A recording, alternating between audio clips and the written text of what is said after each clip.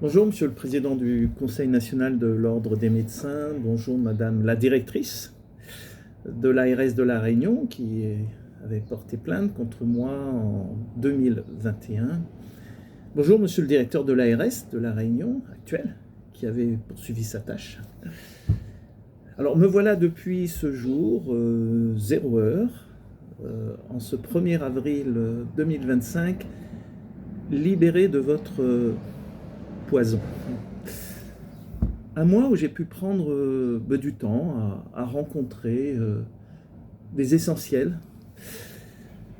Un mois pour écouter leurs souffrances, alors celles des victimes, parfois parties trop tôt, ou celles de soignants que vous avez définitivement exclus du système de santé, tous des humains, comme on aimerait encore en retrouver quand même beaucoup dans les hôpitaux ou des soignants en ville, plutôt que des algorithmes qui sont en train de faire la loi dans nos décisions de santé.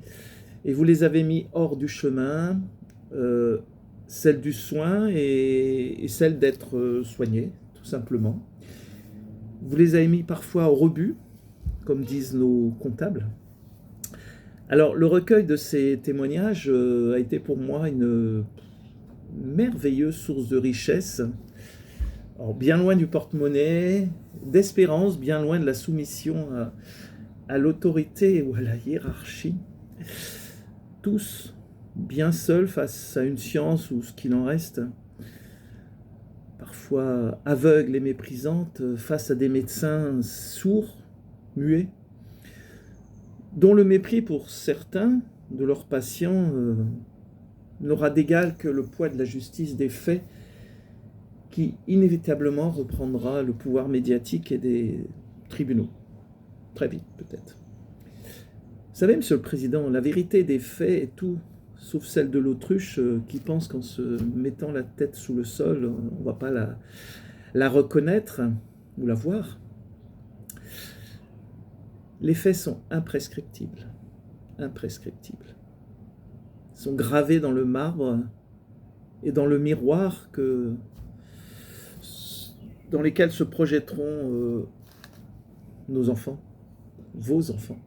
Monsieur le président du CNOM, monsieur le directeur de l'ARS de La Réunion, comme j'aurais aimé que vous soyez à côté de moi pendant ce tour de la vérité de l'île de La Réunion, moi donc de mon interdiction d'exercer, assis à côté de ces souffrants de la vie, à écouter leur respiration, leurs larmes. Comment avez-vous pu interdire à tous ces soignants d'exercer leurs patients et maintenant être aux abois en appelant il y a 2 jours des médecins à la rescousse pour aider le service des urgences du CHU Sud de La Réunion, en leur déroulant le tapis rouge, notamment financier. Messieurs les décideurs, qu'avez-vous fait depuis 2006, donc première crise de chikungunya et qui est sévit de nouveau actuellement sur l'île de La Réunion? Qu'avez-vous fait depuis 2006, funeste année du chic? Regardez le boomerang qui revient, le mouvement du balancier qui s'inverse, la roue qui change, qui commence à changer de sens. Mesdames et messieurs des ordres et des ARS, revenez sur le chemin du bon sens, celui d'Hippocrate ou d'Asclépios pour certains d'entre nous. Le déni ne peut être une porte de sortie honorable pour vous et tous nos enfants actuels et à venir. Le repenti peut être une voie d'amélioration des pratiques chères à la haute autorité de santé.